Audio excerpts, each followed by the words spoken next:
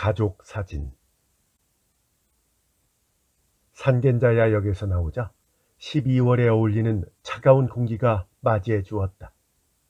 보도 옆에 서서 부석부석한 눈두덩을 집게와 엄지손가락으로 누르자 밤거리를 채색한 갖가지 불빛이 눈 깊숙이 응축되었다가 흩어졌다. 노다 가시아는 턱에 손을 대자 손바닥에 까칠까칠한 감촉이 느껴져서 두세 번 문지르다가 문득 어리석은 기분이 들어 코웃음을 쳤다. 벗은 안경을 다시 쓰지 않고 양복 안주머니에 넣고는 그대로 걷기로 했다. 사흘 만에 귀가인가?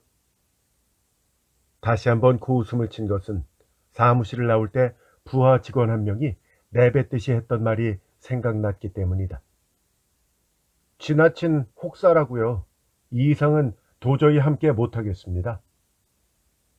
그 친구는 상사인 내가 퇴근하지 않으면 자기도 퇴근하지 못한다는 것 정도야 충분히 알고 있겠지만 함께 일해달라고 말한 적은 없었다. 해주면 좀 어때서? 내가 이렇게 고생하는데 조금은 함께 해줘도 되잖아. 그 조금이 사무실에서 2박 3일이 되었다. 역을 등지고 오른쪽에 새로 지은 거대한 빌딩을 보면서 세타가야 거리를 걷는다. 얼마 전만 해도 빌딩 전체가 공사용 시트에 쌓여 있었다. 전체 모습을 보는 것은 처음이다. 상점가를 조금 벗어나면 바로 어둠이 내려앉아 있었다. 그 맞은편에 보동보동한 등신대에 하얀 빛이 보였다. 그 하얀 빛은 몸통에 넉넉한 서체로 가나리아라고 쓰인 하얀 초롱에서 나왔다. 그을린 삼나무 문을 열자 곧바로 어서 오세요 하는 목소리가 노다를 맞아 주었다. 카운터 너머로 늘 진홍빛 에이프런을 두르고 있는 이 가게 주인 구도의 얼굴을 발견하면 아무 이유 없이 기쁘다. 가슴속에 얹혀있던 얼음덩어리가 사르르 녹는 것 같다. 사실 그런 느낌도 가게에 있을 동안일 뿐 집에 돌아가면 다시 싸늘한 공기에 노출된다. 그리고 가슴에는 새로운 고드름이 생겨난다는 것을 잘 알고 있다. 그럼에도 일주일에 몇 번은 이곳으로 발길을 향하지 않으면 견딜 수가 없다. 동거하던 여자가 짧은 편지만을 남기고 떠난 다음 최근 몇 개월 사이에 완전히 몸에 배버린 습관이다.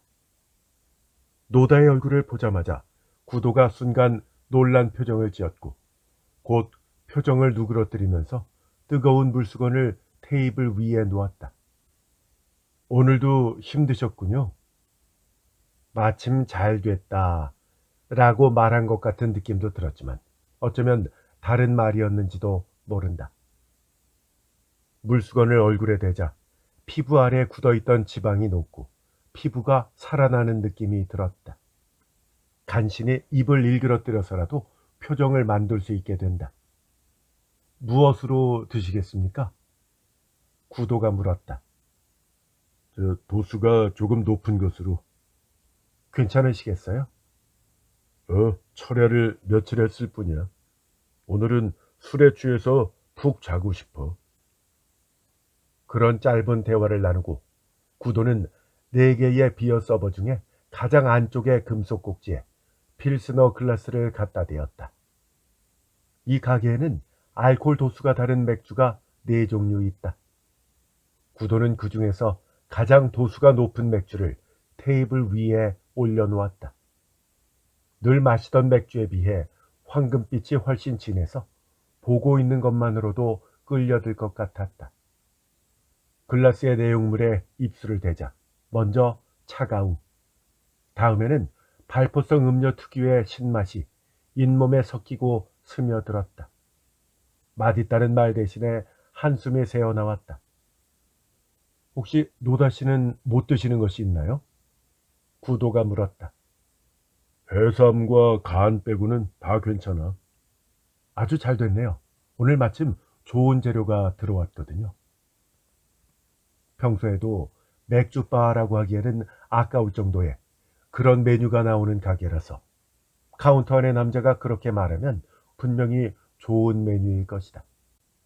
그 사실은 몇 개월 동안 이 가게를 드나들며 단골이 되기 전에 이미 노다의 미각이 먼저 알아차린 것이다. 알아서 해줘. 그럼 15분 정도 기다려 주세요. 모처럼 좋은 재료가 들어왔는데 가게가 이 모양이라서 조금 울적한 참이었거든요.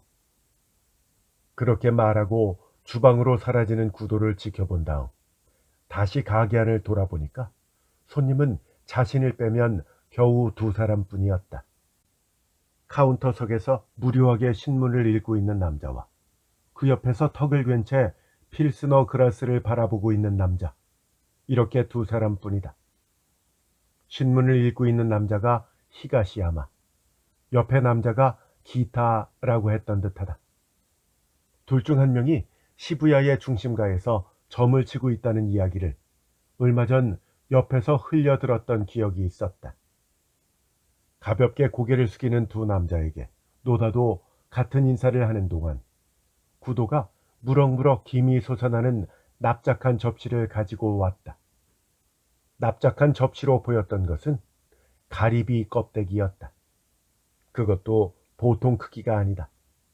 프로레슬러의 손바닥을 확대한 것이라고 해도 믿을 만큼 커다란 가리비 껍데기다.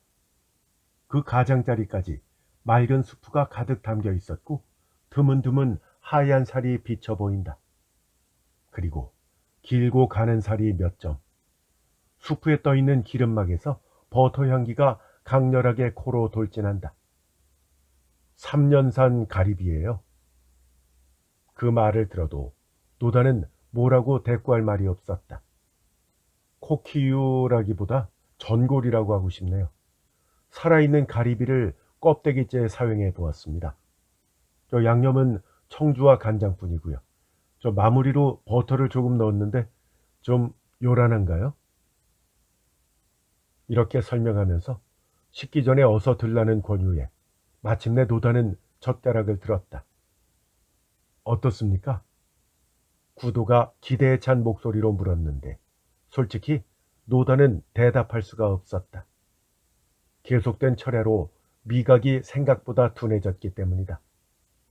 혀 끝에다가 비닐이라도 덮어놓은 것처럼 맛이 어딘가 멀리서 느껴졌다. 맥주로 입안을 헹구고 나서 다시 젓가락질을 하자 조개 특유의 감칠맛이 훨씬 깊어졌다. 희미하게 붉은기가 남아있는 살을 입안에 넣자 지금껏 먹은 섬유질의 감촉과는 별도로 이번에는 끈끈한 페이스트 느낌의 감칠맛이 났다. 온몸으로 그 맛을 느꼈다. 수면 부족과 과도한 흡연으로 식욕 따위는 어딘가 깊은 곳으로 숨어버렸다고 생각했는데 맥주가 생각지도 못한 빠른 속도로 없어졌고 조갯살이 기분 좋을 정도로 담백하게 목을 통과한다. 볼썽사납지 않을까 생각하면서도 조개 껍데기에 입을 대고 남은 수프의 마지막 한 방울까지 비운 다음 맥주를 추가로 주문했다. 노다씨 아주 감사합니다. 가장 맛있는 부분을 안 남겨주셔서요. 구도가 새 글라스를 가져오며 이렇게 말하자 카운터석에 있던 남자가 신문을 읽고 있는 옆 사람에게 그러니까 내가 수프까지 먹어야 한다고 했잖아요 하고 속삭이는 소리가 들렸다. 요 며칠 사이에 이 간신히 음식다운 음식을 먹었네. 정말로 아주 맛있었어. 고마워. 천만에요. 근데 일이 그렇게 바쁘신가요? 우리 부서는 일이 집중되는 편이거든. 그래서 한가할 때는 한가하지만 바쁠 때는 엄청 바빠. 말은 이렇게 했지만 지금은 다르다. 자신에게 한가한 시간을 주지 않으려고 억지로 다른 부서의 업무까지 가져온다는 말은 하지 않았다. 덕분에 부하들 사이에서 자신의 평가가 마이너스를 갱신 중이라는 자학적인 농담을 할 기분은 들지 않았다. 어제 늦게 냉장 상태로 도착한 가리비예요. 아는 사람이 보내줬거든요. 구도가 이렇게 말하자 카운터석의 남자가 신문을 접으면서 이야기에 끼어들었다. 그런 친구가 있다니 몹시 부럽네. 아니요, 친구가 아니라 그냥 아는 사람. 그냥 아는 사람이 이런 걸 일부러 보내주지는 않지. 글쎄요, 좀 기묘한 관계였죠. 지금부터 반년 전의 일이에요. 이렇게 말하면서도 구도는 카운터 안쪽에서 팔짱을 끼며 고개를 약간 갸웃거렸다. 아주 짧은 순간 손님과 시간을 포함해서 가게 움직임이 모두 멈춘 것처럼 느껴졌는데, 그 이유는 삼나무 문을 사이에 두고 세상과 격리된 이 장소가 구도를 중심으로 돌아가는 세계였기 때문이다. 단, 이 가게 주인은 그런 권리를 갖고 있다는 걸 결코 과시하려고 하지 않는다. 어쩌면 의식조차 못하고 있는지도 모른다. 사람들은 그런 분위기에 농락당하는 것도 모른 채 단지 이곳에서 기분 좋은 시간을 보낼 뿐이다. 구도가 주류 선반의 서랍 하나를 열어서 종이 한 장을 꺼냈다. 올해 초에 이런 신문 기사가 났던 거 기억하십니까? 그 말에 이끌리듯이 카운터의 두 손님은 자리를 이동해서 노다 옆으로 왔다. 이건 N신문의 지방판인데? 그 복사본이야? 아니면 뭐야? 이바가 쓴 기사인가? 조금 전까지 신문을 읽고 있던 남자가 노다가 모르는, 아마도 단골 중 한 명인 사람의 이름을 입에 올렸다. 구도가 그 말에 고개를 끄덕였다. 히가시야마 씨가 말씀하신 그대로예요. 그 말을 듣고 나서 노다는 이 남자가 역시 히가시야마이고 다른 한 명이 기타라는 사실을 확인했다. 메시지? 어느 가족 사진의 수수께끼 라고 제목이 붙어 있었다. 그리고 그 제목 위에 거리의 얼굴 제16회라고 적혀 있다. 도쿄 구석구석의 화제를 소개하는 연재 칼럼인 것을 노다도 잘 알고 있었다. 단 복사된 기사는 처음 보는 내용이었다. 기사의 왼쪽 상단에 사진이 있었다. 아버지를 중심으로 옆에 고교생으로 보이는 소녀와 반대쪽에는 중학생 정도의 소년과 어머니가 집안 어딘가에서 찍은 것 같았다. 그 사진을 흘낏 본 노다는 이야기에 끼어들지 않기로 했다. 시선을 맥주잔에 떨어뜨리고 남은 액체를 비운 것은 자신이 끼어들 만한 이유가 없다고 생각했기 때문이다. 이거 뭐여? 가족 사진이네. 이게 도대체... 기타가 작은 소리로 기사를 읽기 시작했다. 수수께끼의 발단은 지하철 긴자선의 아카사카 미스케역에서 시작되었다고 한다. 이 역의 개찰구 구석에는 책장이 있다. 책장에는 주로 추리소설과 SF소설, 시대소설, 경제소설 등이 문고판으로 어수선하게 진열되어 있다. 이 책들은 모두 시민들이 기부한 것이다. 역을 지나는 사람들이 자유롭게 빌릴 수 있다. 이 대여 서간은 대출과 반납을 시민의 자유에 맡기고 있지만 가끔은 무책임한 자유로 인해 대출된 서적이 들어오지 않는 경우도 종종 있다고 한다. 그럼에도 이 서가가 철거되지 않는 이유는 없어지는 책의 숫자보다 선의의 기부가 더 많기 때문일 터였다. 기사를 쓴 기자는 이 대여 서가에서 기묘한 것을 발견했다고 한다. 별 생각 없이 들렀던 역 서가에서 기자는 야마모토 슈고로의 소설을 한 권 빌렸다. 사람들이 붐비는 전철 속에서 읽을 만한 문고를 한두 권 빌려가는 습관이 있던 기자는 그날도 습관대로 서가에 손을 뻗었다. 밖에서는 마침 강한 비가 내리고 있었다고 한다. 다른 사람의 우산에서 떨어지는 물방울이 옷에 튀지 않도록 신경 쓰면서 책을 펼치자 한 장의 사진이 떨어졌다. 그것이 바로 그 문제의 가족 사진이었다. 당연히 그 당시에는 그다지 이상하다고 느끼지 않았다. 책 주인이 마침 옆에 있던 사진을 책갈피 대신으로 사용했을 거라고 생각했다고 한다. 진정한 의미에서 사진의 수수께끼를 깨달은 것은 사흘 후의 일이었다. 기자는 다 읽은 책을 반납하고 다음은 누구 책을 읽을까 고민하고 있었다. 야마모토 슈고로는 좋아하는 작가지만 여러 권을 계속해서 읽기는 조금 버겁다. 류케 이치로의 책을 빌렸다가는 오늘 밤 잠을 자지 못할 것 같아서 걱정되었고, 요시카와 에이지는 너무 길다. 마침내 선택한 이카나미 쇼타로의 책을 서가에서 뽑아 들었을 때 다시 종이 한 장이 스르륵 떨어졌다. 사진이다. 야마모토 슈고로의 책에 꽂혀 있던 것처럼 가족 사진이었다. 게다가 흑백 사진이었다. 이쯤 되자 기자의 본능이 반사적으로 무언가의 냄새를 맡았다. 기자는 서가의 맨 끝부터 책을 꺼내서 사진이 들어있는지를 확인하기 시작했다. 신본격파로 불리는 젊은 작가의 추리소설에는 사진이 꽂혀 있지 않았다. 경제소설과 SF 소설에도 없었다. 아무래도 시대소설 중에서 비교적 오래된 작가의 책에만 꽂아둔 것 같았다. 그 숫자는 30장이었다. 단, 이 사진들이 언제 꽂혔는지는 알 수 없었다. 같은 작가의 책이라도 사진이 있는 것과 없는 것이 섞여 있는 이유는 여러 사람의 손을 거치는 동안 사라졌기 때문일 것이다. 도대체 누가 무슨 목적으로 사진을 끼워 넣었을까? 굳이 신문 기자가 아니더라도 당연히 솟아나는 의문이다.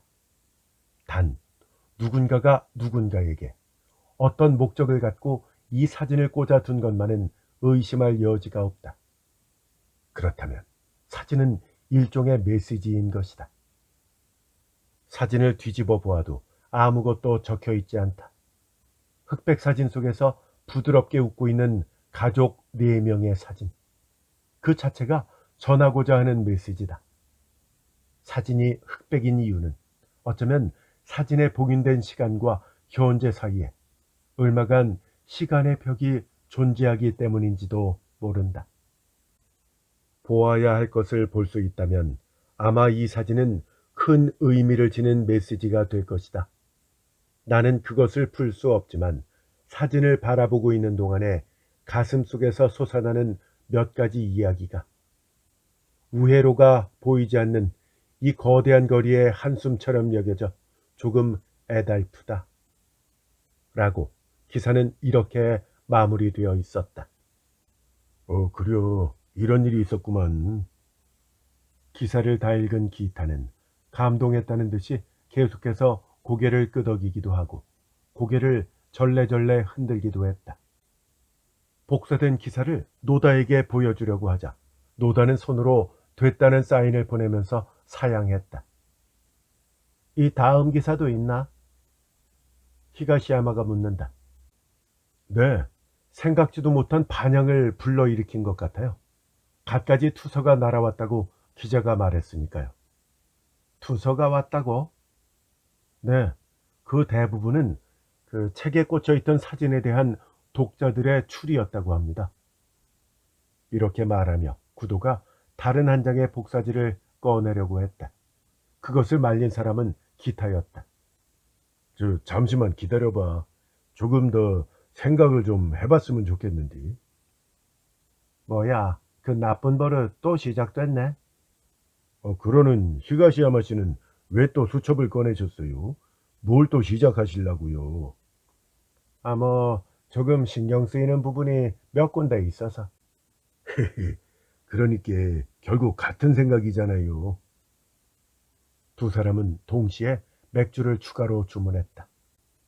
구도는 노다한테도 다가가서 거의 빈잔을 가리키며 물었다. 한 잔 더 하시겠어요? 글쎄, 어떻게 할까? 조금 피곤해서 이대로 자고 싶다는 생각도 있는데 말이야. 그러게요. 안색도 별로 좋지 않으신데요? 그래도 한 잔만 더 할까? 모처럼 맛있는 요리를 먹게 해줬는데 매상도 좀 올려줘야지. 말은 이렇게 했지만 기타와 히가시야마의 대화에 흥미를 느낀 것도 사실이다. 머릿속에서 어찌되든 무슨 상관이냐는 소리와 마지막까지 들어보자는 소리가 교대로 들려서 주머니에서 안경을 꺼내 썼다. 저 그러면 도수가 약한 걸로 드릴게요. 구도가 다른 잔을 꺼내서 조금 전과는 다른 약간 옅은 색깔의 맥주를 따랐다. 저 돋보기 있으면 좀 빌려주시겠어요?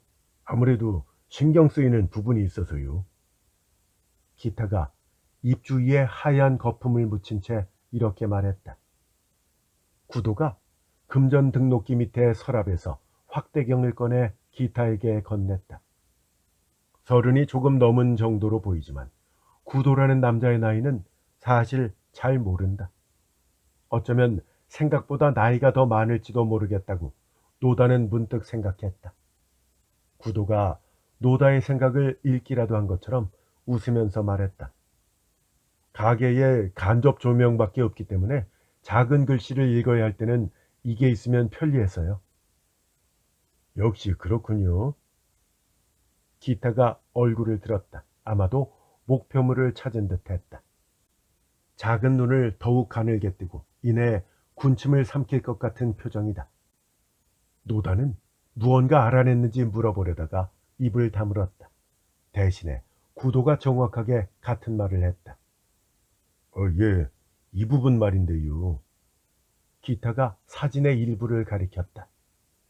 보지 않을 생각이었지만 애써 가리키고 있는 기타를 무시할 수 없어서 노다는 그쪽으로 시선을 옮겼다. 네 가족의 상체의 부분이다.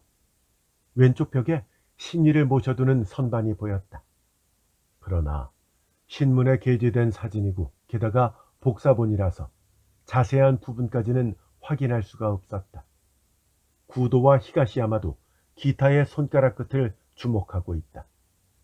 선반 중앙에 봉 같은 것이 보이는데 어떠세요? 잘 보이세요? 말을 듣고 보니까 아마 그런 것도 같고. 저 히가시야마 씨, 왜 눈을 가늘게 뜨시는 겁니까? 그 눈빛은 당신이 좋아하는 비디오를 볼 때 눈빛이잖아요. 아, 참, 타인의 사생활을 함부로 폭로하지 마세요. 에? 그건 그렇고, 저기, 선방에 봉 같은 거 말이에요. 뭔지 아시겠어요? 막, 그거 아닌가? 신불에 올리는 등불이거나, 막, 제사에 사용하는 보순나무. 근데 말이에요. 등불도 보순나무도 일반적으로는 중앙에 놓지 않잖아요. 게다가 부순나무는 불단에 놓는 거잖아요. 아, 그런가? 히가시야마는 나름대로 다른 생각이 있는 듯 대답이 어딘지 모르게 무성의하게 들렸다. 이건 말이에요. 신체라고 하는 거예요. 귀신 신자에 몸체자. 게다가 다른 지역에서는 거의 볼 수 없는 것이고요. 기타가 이렇게 말하며 다시 맥주를 한 모금 마셨다. 아마 내 기억이 맞다면 이것은 이와테현의 도노 지방에서 숭배하는 오시라 신인 것 같아요. 오시라 신이라고? 예, 양자매 신이죠. 분명 에도 시대의 기행 작가인 스가의 마스미라는 사람이 쓴 것을 읽은 적이 있는데요. 아, 맞다. 그 뽕나무를 베서 동쪽 가지를 남자신이라고 하고 서쪽 가지를 여자신이라고 한다네요. 그 나무에다가 오센데코라는 천을 여러 겹으로 둘렀을 거예요. 막 그럴듯하네. 말을 듣고 보니까 봉에다가 천을 씌운 것처럼 보이는데. 이와태현, 도노. 노다는 맥주잔을 입으로 가져갔다. 구도는 잔을 닦으면서 기타와 히가시야마의 이야기를 듣고 있었다. 막 그렇다면 이 사진은 막 도노의 어딘가에서 촬영됐겠네. 아마 자기 집이겠죠. 이 분위기를 보면요. 근데 집안에서 사진 같은 걸 찍게 되나? 여관이라면 또 몰라도. 우연히 카메라에 필름이 남아있던 것은 아닐까요? 현상하기 전에 어차피 남은 필름이니까 가족이 함께 한 장 찍는 정도는 충분히 있을 수 있죠. 막 그렇다고 해도 흑백 사진은 좀 최근에 다시 유행하는 것 같아요. 근데 말이야, 오시라 씨는 어떻게 알았나? 제가 전에 말했었죠. 점술은 고도의 정보 처리한 방법론이다. 데이터베이스는 많을수록 좋다. 이렇게 말이에요. 말은 잘하네. 대충 젊은 여자 손님한테 당신의 고민은 북쪽에서 해결됩니다. 거기서 만나는 신께 부탁하세요. 이런 말로 속이려는 예비 지식이겠지. 속이느니 어쩌니 하는 말은 실로 유감스럽지만요. 맞는 말도 아니고 틀린 말도 아니네요. 이야기를 하면서 기타가 몇 번이고 고개를 끄덕였다. 뭔가 짐작되는 게 있는 것 같은데. 글쎄요. 이 사진이 도너에서 찍은 사진이라면 하나의 스토리가 떠오르긴 해요. 나한테 얘기해봐. 들어줄게. 그러면 그 전에 맥주 한 잔 더 하시죠. 이건 히가시야마 씨한테 달아주세요. 이건 그냥 제가 사드릴게요. 구도가 웃으면서 고개를 끄덕이고는 새 잔을 기타 앞에 놓았다. 무릇 메시지의 대원칙은 무엇일까요? 바로 발신자와 수신자의 존재겠죠. 구체적인 내용은 어떻든 간에 그것이 글이든 그림이든 사진이든 또는 암호의 형태라고 해도 이 대원칙만은 벗어날 수가 없어요. 발신자와 수신자의 존재. 대단한 논지인데 자네는 1 더하기 1은 2다를 설명하는데 원고지 수십 장의 대논문을 쓸 것 같아. 히가시야마의 말에 노다는 이상하게도 갑자기 이혼한 아내를 떠올렸다. 어떤 일에 대해서든 명확한 설명을 붙이지 않으면 직성이 풀리지 않는 여자였다. 그 성격이 어느새 불필요한 말싸움으로 이어졌고 아이가 없어서 거리낄 것도 없이 40을 앞두고 이혼했었다. 지금은 그 일조차 기억에서 멀다. 기타가 불만스러운 투로 이야기를 계속했다. 제 이야기를 끝까지 듣고 싶다면 엉뚱한 곳에서 회사를 놓지 마세요. 자, 이 사진이 메시지라면 과연 누가 누구한테 보내는 것일까요? 이것은 신문 기사에서도 언급된 부분이죠.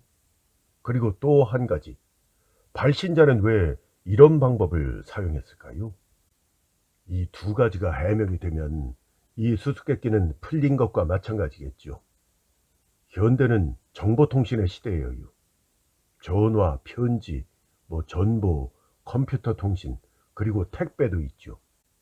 그리고 여차하면 직접 가서 메시지를 전할 수도 있고요. 하지만 이 메시지 발신자는 그 어떤 방법도 선택하지 않았다 이 말이네.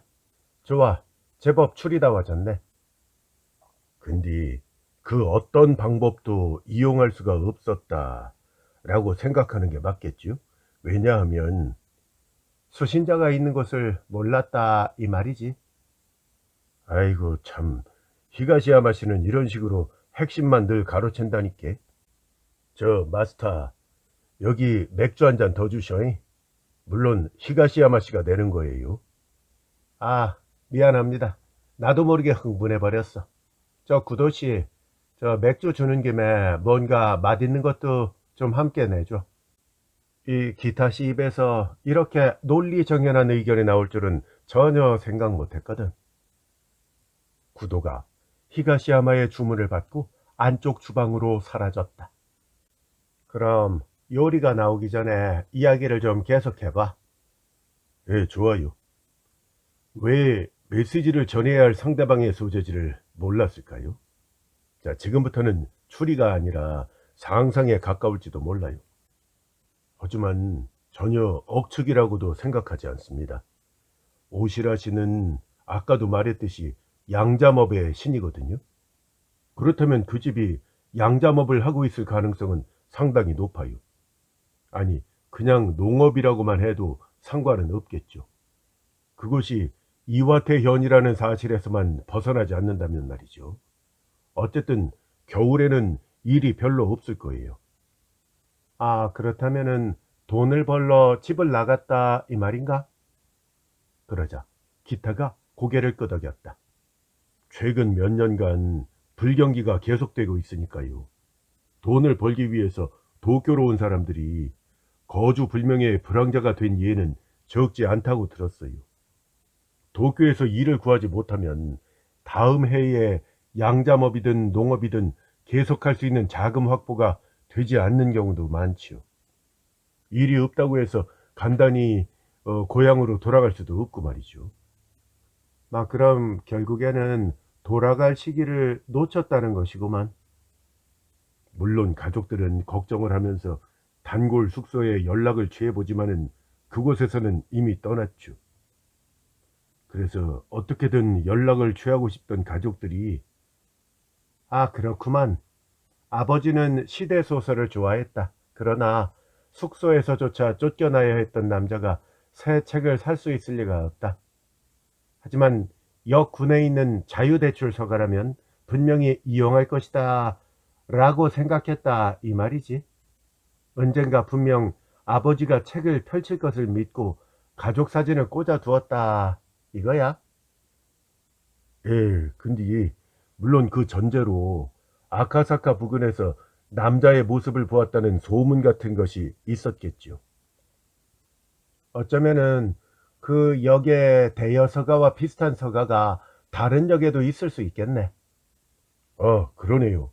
그 부분도 충분히 생각을 해볼 수 있겠네요. 도쿄 내에 그런 서가를 찾아서 전부 다 사진을 뿌렸을 가능성도 있죠. 그때 구도가 세라믹 내열 접시를 가져왔다. 저 무척 뜨거우니까 조심하세요. 접시에는 그라탱 비슷한 것이 담겨 있었다. 여자 손님들이 자주 주문하는 저먼 포테이토, 그 그라탱일지도 모른다고 생각했다. 찐득찐득한 치즈를 포크로 감아서 입에 넣은 히가시야마가 한마디 했다. 근데 완전히 빗나간 얘기야. 그 말이 너무 급작스러웠고 게다가 무뚝뚝했기 때문에 노다도 기타도 처음에는 무슨 말인지 알 수가 없었다. 히가시야마는 시선을 카운터 안쪽을 향한 채 다시 한번 완전히 빗나갔다고 중얼거렸다. 그렇지, 구도. 히가시야마의 시선이 구도에게 못 박혀 있었다. 히가시야마 씨, 잠깐만요. 완전히 빗나갔다니 그게 무슨 말씀이세요? 제 추리가 틀렸다는 말씀이세요? 틀렸어. 아니, 틀렸다라기보다 자네가 그렇게 추리하게끔 되어 있었어. 그래요? 그럼 누가 그렇게 만들었다는 거죠? 물론 카운터 안에서 이 고양이처럼 웃고 있는 나쁜 남자가 그랬지. 그러면서 구도를 가리켰다. 구도는 차분한 표정을 유지한 채 어느새 자신의 전용잔을 꺼내 맥주를 따라 맛을 보고 있었다. 기타 씨의 추리는 무척 재미있었어. 확실히 신문 기사를 본 것뿐이라면 나도 같은 결론을 내렸을지도 몰라. 하지만은 그 추리에는 치명적인 결점이 있어. 그게 뭔데요? 이 이야기의 발단. 먼저 구도한테 가리비를 보내준 기특한 지인에서 이야기가 시작되었지. 그렇죠. 만약 당신의 추론이 맞다면은 그 행방을 알 수 없게 된 남자가 이 가게에다가 가리비를 보낼 이유가 뭐가 있을까? 도노 가까이에는 가리비양 지기로 유명한 가마이시가 있기는 하지. 무사히 고향으로 돌아간 남자가 도움을 주었던 사람한테 가리비를 보냈다면 이해가 되지. 하지만 적어도 이 가게는 아니야. 어디에도 접점이 없으니까. 접점이라. 그러고 보니 그렇네요. 원래 이야기는 남자와 가나리아의 접점에서 시작돼야 돼. 기타 씨의 말을 빌자면 그것이 바로 대원칙이 아닐까? 그렇다면은 사진 속의 남자, 즉 돈을 벌기 위해 도노를 떠난 남자가 우연히 이 가게에 왔을 가능성도 있지 않아요? 게다가 우연히 신문 기사를 읽은 마스터가 그 사람한테 말을 건 것이 계기가 돼서 남자는 무사히 고향으로 돌아갔다 라고 하면 모순은 없다고 생각하는데요. 우연히, 게다가 우연히 말인가. 현실은 소설보다 기이하다는 말을 연발하는 자는 트릭이 고갈된 추리소설가라고 누군가가 말했었어. 여기가 결코 고급 술집은 아니지만은 최소한 직장도 거주지도 불안정한 인물이 술을 마실 만한 그런 가게도 아니야. 그렇지? 히가시야마가 말을 걸자 구도는 표정을 허물어뜨리고 웃기만 할 뿐이었다. 히가시야마가 더할 나위 없이 심술궂은 표정으로 입술을 일그러뜨리며 말을 이었다. 게다가 우리의 마스터 구도씨는 늘 가장 중요한 비장의 카드를 우리에게 안 보여준단 말이지. 그러면서 사람들의 추측을 이것저것 끄집어내가 뒤에서 웃고 있으니까 정말로 심보가 고약하다 말이야. 그러자 구도가 잔을 든 손을 멈추고 말했다. 제가 그렇게 나쁜 사람이었나요? 그래, 이 가게에서는 가장 악인이라니까. 이 말을 들은 노다는 정말로 그렇다고 소리는 내지 않았지만 마음 깊은 곳에서 불쑥 중얼거렸다. 이혼한 아내가 노다에게 같은 말을 내뱉은 적이 있었다. 자신의 일이 바쁜 만큼 아내에게는 가정 안팎에서 자유롭게 행동할 수 있도록 허락할 작정이었다. 부부싸움 중에 그 이야기를 하자 아내는 얼굴이 굳어지면서 왜 당신의 허락을 받아야 되는데? 라고 소리쳤다. 처음에는 그 의미를 알 수가 없었다. 아내가 집 밖에 나가는 일에 왜 남편의 허가가 필요한데? 아내의 이어진 반문에 노다는 반론을 할 수가 없었다. 그러고 난 직후 당신은 날 이해하고 있다고 착각하고 있는 만큼 더 악질적이야. 라는 짧은 편지를 남기고 아내는 집을 나갔다. 아이가 없는 것이 다행이었는지 아닌지 생각할 여유조차 없었다. 노다는 기억 되짚기를 중단하고 카운터를 사이에 두고 주고받는 이야기에 의식을 돌렸다. 구도가 부드러운 표정으로 묻는다. 제가 어떤 부분이 악인이라는 말씀이세요? 이제 시침이 떼는 건 그만하지. 아까 기타씨가 추리를 했잖아. 그게 완전히 빗나갔다라고 신뢰되는 말을 했지만은 사실 부분적으로는 꽤 날카로웠어. 이를테면은 돈을 벌기 위해 집을 나간 채 행방불명이 된 아버지를 가족의 누군가가 찾으러 왔다라는 부분 말이야. 내 추측으로는 사진에 나와 있는 딸이 아닐까 생각을 하지만 이 부분은 꽤 정확하게 사실을 꿰뚫고 있는 것 같아. 그리고 또 한 가지, 사진 속의 남자가 이 가게에 왔었다는 추측도 참 좋아. 아이, 무슨 말씀이에요? 조금 전까지만 해도 우연에만 의지한다고 헐뜯으셨잖아요. 하하, 그건 전제의 문제고, 아니면 대원 측의 문제라고 말하고 싶겠죠. 더 정확하게 말하자면 그건 구도가 쥐고 있어. 히가시야마가 신문기사의 복사본을 들어 올렸다. 이 이야기는 어딘가에 누군가가 보내온 가리비를 발단으로 이 신문기사로 인해서 시작됐지. 이봐, 구도. 자네는 다른 손님들한테도 똑같은 이야기를 꺼낸 것은 아닌가? 처음에는 계절을 화제로 삼거나 계절 음식의 이야기를 하다가 그러고 보니 이런 재미있는 기사를 발견했습니다. 같은 말을 하면서 이 기사의 복사본을 보여주었겠지. 게다가 사진 속의 남자가 가게 안에 있다는 것을 알고서 말이야. 그게 무슨 말씀이세요? 그렇다면 제 추측이 맞는다는 말씀이잖아요. 기타가 말했다. 구도는 역시 아무 말도 하지 않는다. 그러니까 전제가 틀렸다고. 결국 이 신문기사가 진짜인지 가짜인지 하는 좀 더 근본적인 부분의 전제가 기타 씨와는 달라. 기사가 진짠지 거짓인지라니요? 설마. 그래, 이 신문기사의 복사본은 완전히 가짜야. 나는 N신문을 구독하고 있거든. 그리고 이 시리즈는 좋아하는 코너라서 계속 읽었어. 하지만은 이런 기사를 읽은 기억은 없다 이 말이야. 에이, 그건 증거가 되질 않아요. 히가시야마 씨는 바쁜 사람이잖아요. 우연히 빠뜨리고 읽지 못했을 가능성도 있죠. 또 우연을 말하는 건가? 하지만 말이지, 나는 최소한 이 기사가 N신문의 문화부 기자가 쓴 기사가 아니라는 점만은 완벽하게 증명할 수 있어.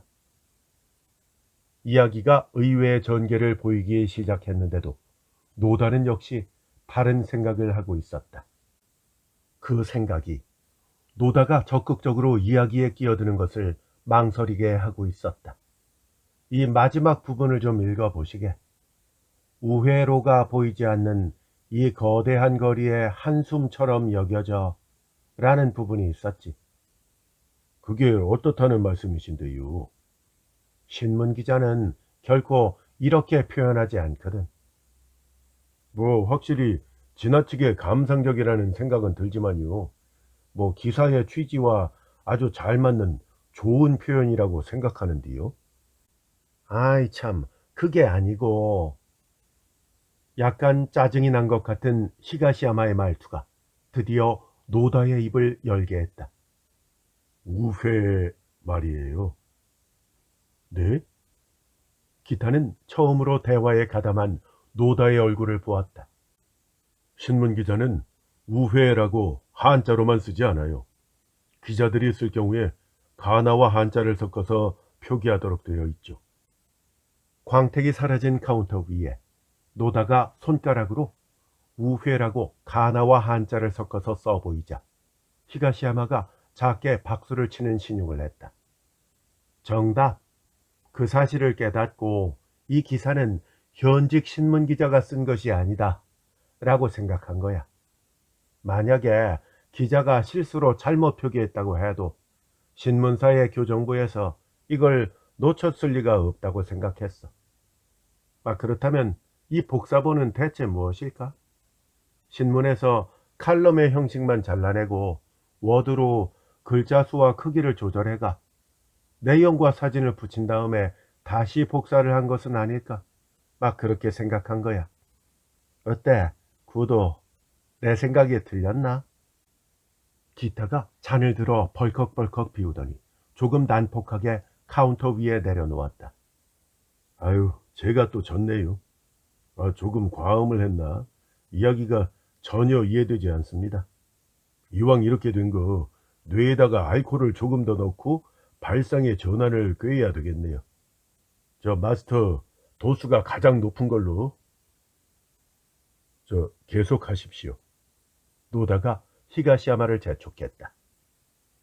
구도가 신문기사를 날조해서 만들어낸 복사본이라면은 아마도 이런 일이 있었던 것은 아닐까 생각을 했어요. 사건의 발단이 반년 정도 전이라면 딱 그 즈음일 거예요. 사진 속 가족의 누군가가 이 가게에 찾아와서 이 남자를 아느냐고 구도에게 물었다. 그래, 남자는 처음부터 이곳에 있었어. 그 이유에 대해서는 상상으로밖에 이야기할 수 없지만은 이를테면 도쿄에 다른 여자가 생겨서 가족에게서 모습을 감췄다거나 아니면은 기타 씨도 말했듯이 요즘 같은 불경기다 보니까 무언가 불법적인 일을 하게 돼서 가족과 연락을 취할 수 없게 됐을지도 모르지. 어느 쪽이든 남자는 결코 거주 불명의 불황자도 아니고 이 가족 사진이 사막에서 바늘 찾기처럼 부질없는 희망이 돼서 역의 서가에 꽂혀 있던 것도 아니라고 믿어. 그렇다면 마스터는 왜 이런 신문 기사를... 그러니까 말했잖아. 오늘 밤 우리들 앞에 이렇게 신문 기사를 보여준 것처럼 반년 전에도 구도는 똑같은 행동을 했던 거야. 물론 당사자 본인, 즉 연락이 끊긴 아버지가 가게에 있는 시간을 노려서 말이야. 본인한테 직접 말이세요?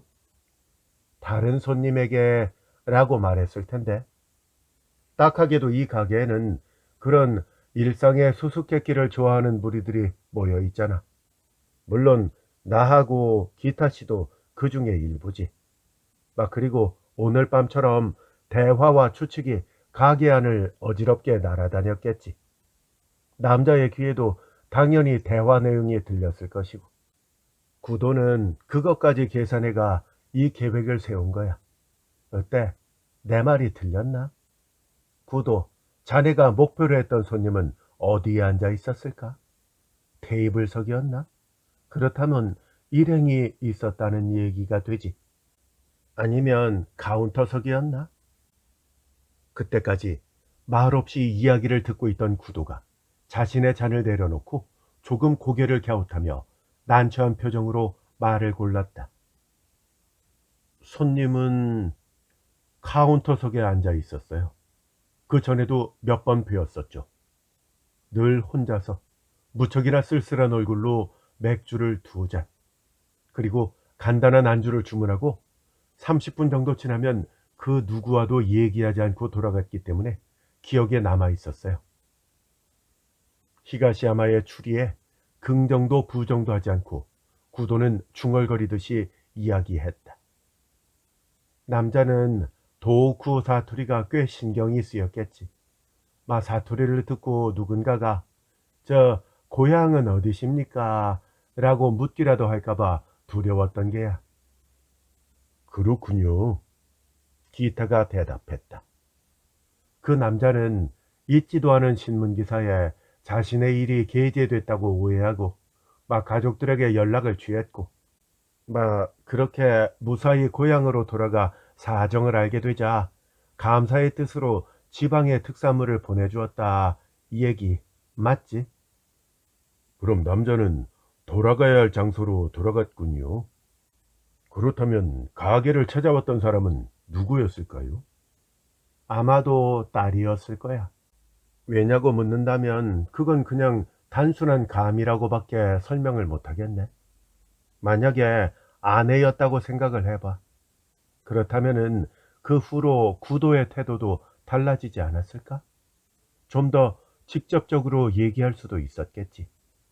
신문 기사를 날조하고 그 이야기를 간접적으로 꺼낸 부분에서 구도의 배려가 느껴졌다 이 말이야. 구도와 이야기를 나눈 상대가 상당히 섬세하고 상처받기 쉬운 인물이라고 생각하면 사진 속에 딸의 모습이 제일 먼저 떠오르지. 그럼 역시 어디선가 소문을 듣고 여기를 찾아왔다 이 말인가요? 그거야. 도노에서 돈을 벌기 위해 도쿄로 오는 사람은 많지. 이 가게에서 우연히 남자를 발견한 동양인이 그 사실을 고향의 가족들에게 전했을지도 몰라.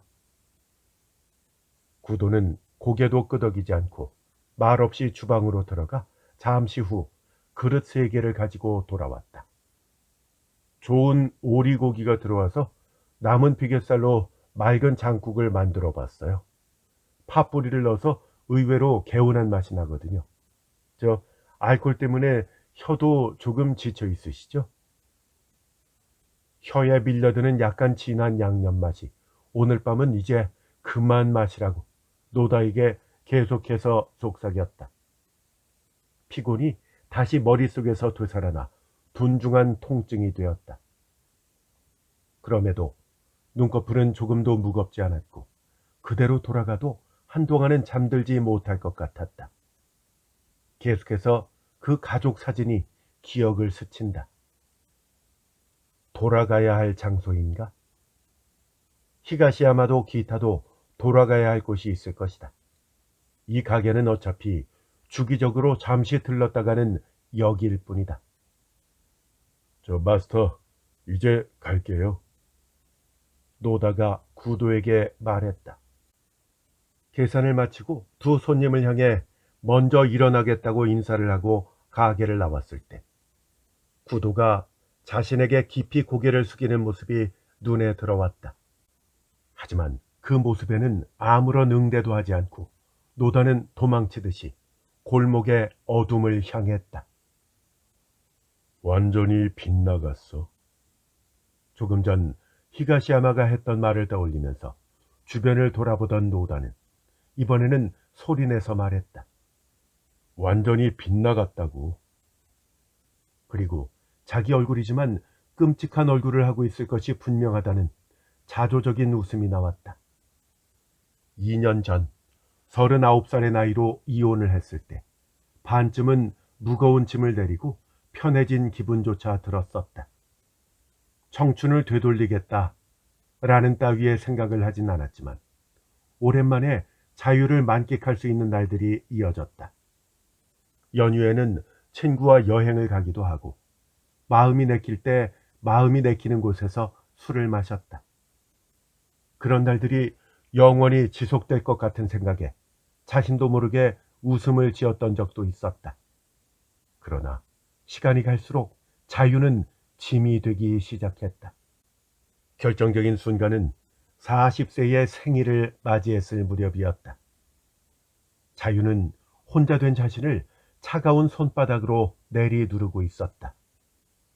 혼자서 집을 나설 때, 기다릴 사람 없는 집으로 돌아올 때, 부재중 전화 하나 없는 자동 응답기를 볼 때, 욕조에 몸을 담그고 혼잣말을 하고 있는 자신을 발견할 때, 자유가 고독으로 바뀐 순간부터 노다에게 다른 감정이 생각났다.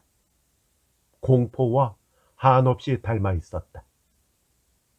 나 이외의 모든 사람들이 행복한 얼굴을 하고 있는 것 같아.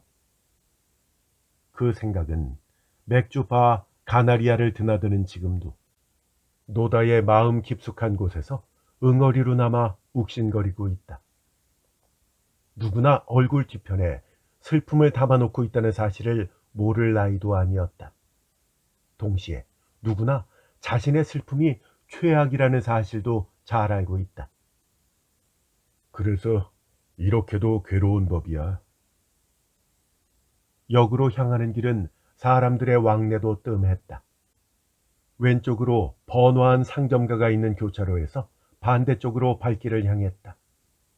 20분만 산책한다고 생각하면 이 길로도 집으로 돌아갈 수 있다. 그때 가족 사진을 떠올렸다. 기타치도 한 번은 언급했잖아. 조금 더 주의를 기울여야 했던 부분은 사진이 흑백이라는 점이다. 지금 같은 시대에 흑백을 사용하는 사람은 전문 사진가이거나 사진에 상당한 경험이 있는 사진 애호가일 것이다. 그리고 여고생들. 이렇게 생각했다. 흑백 사양의 일회용 카메라는 여고생들의 가방 속 필수품이라고 들은 적이 있었다. 행방불명이 된 아버지를 찾으러 온 소녀? 히가시야마의 이런 추리에 구도는 긍정도 부정도 하지 않았었다. 히가시야마가 그 손님이 어디에 앉아 있었는지를 물었을 때만 그 인물이 카운터석에서 쓸쓸하게 맥주를 마시고 있었다 라는 사실을 말했을 뿐이다. 만약 히가시야마가 아버지는 어디에 앉아 있었나? 라고 물었다면 구도는 분명 아무런 대답도 하지 않았을 것이다. 구도는 그런 성격이다. 앉아있던 사람은 초로의 남자가 아니야. 완전히 그 반대지. 노다는 이렇게 생각했다. 즉, 소녀가 아버지를 찾으러 온 것이 아니다. 카운터에서 쓸쓸하게 맥주를 마시는 소녀를 초로의 아버지가 찾으러 왔던 것이다. 그러고 보니까 그녀는 도노에서 왔다고 했었지. 노다는 반년 전에 일어났던 사건이 겨우 이해가 되었다. 머릿속에서 고독으로 괴로워하던 날들이 생생하게 떠올랐다. 그 즈음 공포에 가까운 고독을 달래기 위해서 나이와는 맞지 않는 거리에서 요란함과 떠들썩함을 안주 삼아 술을 마시게 되었다. 바로 그 즈음 소녀와 만났던 것이다. 술김이었는지도 모른다. 집으로 가자고 권유하자 소녀는 의외로 순순히 따라왔다. 고등학교를 졸업하고 고향에서 취직 자리가 정해졌지만 지방에 묻히는 것이 너무 싫어서 집을 뛰쳐나왔다고 했다. 매무새가 단정한 가출 소녀였던 것이다. 술 기운이 도는 머리로 꽤 오랫동안 그녀의 이야기를 듣고 있었다. 그리고 마지막에 그녀가 한동안 이 집에 있어도 되느냐는 말을 꺼냈을 때 당황스러웠지만 웃는 얼굴로 고개를 끄덕였다. 아직 20살도 되지 않은 소녀는 무슨 이유에선지 시대소설만 읽었었다. 한 번인가 그 이유를 묻자 고개를 갸웃거리며 집에는 이런 것밖에 없으니까요 하고 대답할 뿐이었다. 아마도 그녀 아버지의 취미를 그대로 이어받았던 것이겠지. 고독으로부터의 해방이 이렇게 멋진 일이라고는 생각도 못했다. 그리고 그 소녀가 갑자기, 정말로 갑자기 짧은 편지를 남긴 채 집에서 모습을 감추었을 때 인간의 정신이 참으로 나약하다는 것을 처음 알게 되었다. 그 짧은 메시지 끝에 가나리아라는 맥주바의 이름이 있었다. 아주 기분 좋은 가게예요. 한번 가보세요. 정말로 즐거운 날들이었습니다. 그리고 저는 고향으로 돌아가기로 결정했어요. 그 소녀가 왜 갑자기 그런 마음이 들었는지 당시 노다는 도저히 이해할 수가 없었다. 그리고 오늘 밤 모든 것이 명확해졌다. 도노의 고향 사람 누군가가 카운터에 앉아있는 그 소녀의 모습을 본 것이다. 그 당시의 경위는 당사자의 관계만 바뀌었을 뿐 히가시야마의 추리가 거의 맞을 것이다. 그 이후 구도가 취했던 행동도 마찬가지다. 가게를 나올 때 구도가 고개를 숙였던 것은 주제넘은 짓에 대해 용서해 달라는 의미였을까? 그렇다면 노다가 그 소녀와 함께 살았다는 사실을 구도는 알고 있었던 것이다. 그럴지도 모른다고 생각했다. 하지만 한동안은 분명 가나리아에는 가지 않을 것이라고 노다는 목소리를 낮추며 말을 이었다. 어디까지나 한동안이다. 영원히가 아니다. 그리고 그 이후의 일은 잘 모른다.